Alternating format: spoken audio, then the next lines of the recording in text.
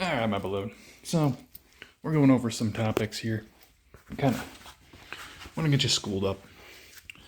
I think I like to dispel any kind of confusion about certain things, specifically the number one touted witchcraft sigil the world over, the T, the cross, right? I'm not talking about the one with the square ends, right? I'm talking about all the other ones you see.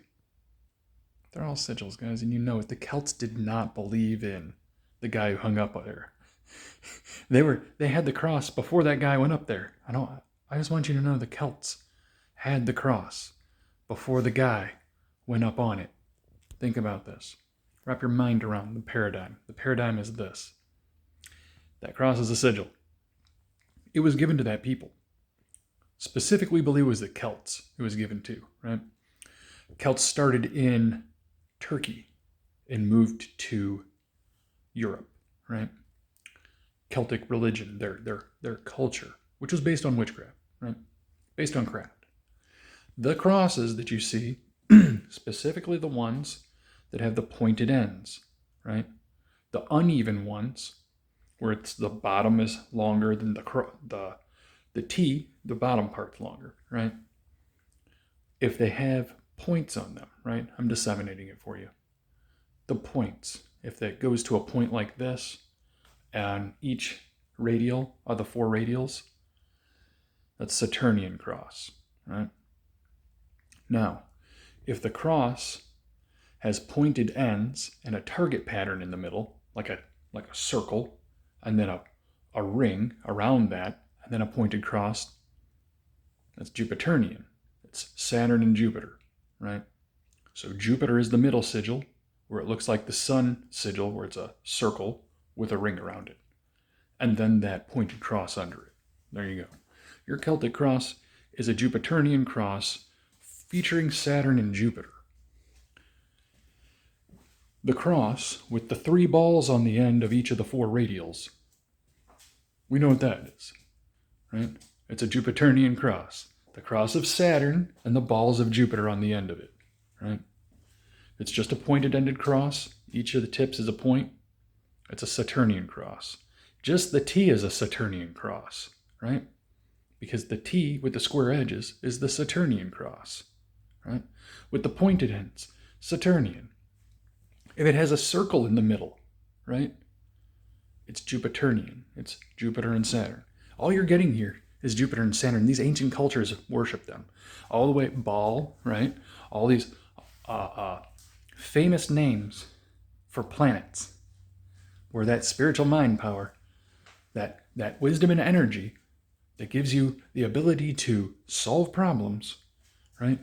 Because if you're not solving problems with it, it's no good, right? If you didn't craft it yourself, you didn't get shit. God damn it. A witch has to craft it. You have to be initiated, number one, in order to get it. We keep talking about that. Two, you need to get it, right? So your intuition needs to speak to you. You need to really got to honor Jupiter and Saturn in order to get this intuitive spirit. I'm going to put it to you, point blank, period. And those Celtic crosses have nothing to do with Jeebus Cross. That guy came way later. That was a narrative to push the Saturnian ideology, right? Very simple. The Saturnian ideology, where things are limited by the statutes of God, the Ten Commandments, and all the other things added, right? Even though this day, there's all those things written in there, we don't keep any, right? Don't be sold. Don't be bought. Understand that you can make it to these understandings yourselves. The cross has nothing to do with the Bible and everything to do with Saturn. It's a fact. It's a witchcraft sigil. And it has nothing to do with a man that went up on it. Up as a narrative. So, just letting you know. Just letting you know. It has nothing to do with that guy. It has nothing to do with it. And everything to do with witches and craft. Right? So, what we're going to say? Yeah, we touched the main process on that. So, sigil work, right? It solves problems. Gives you access to understanding on the existence we have here. We're unwrapping something that's sealed. Think about it, something that's sealed. You can't see it from where you're at. I can't separate the light, right? That's what this process is. You're separating the light into spectrums so you can look at what each thing does and be like, oh, it's a mechanical thing. Oh, light from the sun, not from a bulb so much, but yes, from the bulb, because wisdom and understanding was given to us to create the thing, to create the electricity, to create the wires, to create the concept, right? Extraterrestrial. You can't look in the ground anywhere or look in a tree and find those concepts. That's what I'm talking about. When I say extraterrestrial information, I'm talking a man or a woman cannot look anywhere and get those things to make those things. Try and make a computer out of base components. Here, I'll give you all the silica you fucking want. Now what? Right? Extraterrestrial information. And it comes from craft work, right? And what they've done is they've standardized craft work. It's still in guilds.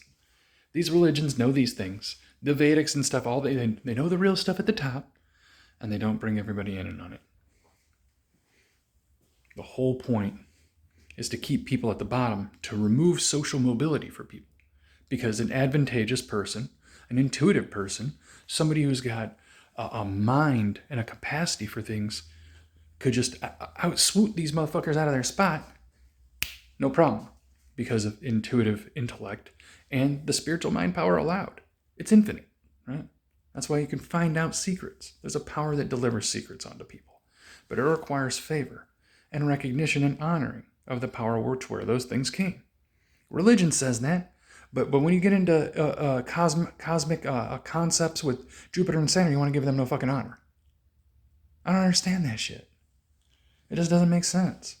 You honor a guy you can't see, but you can go out and see, you can see Jupiter almost every day. Bringing light. Those other fuckers ain't around. Just some thoughts. Necromancer out later.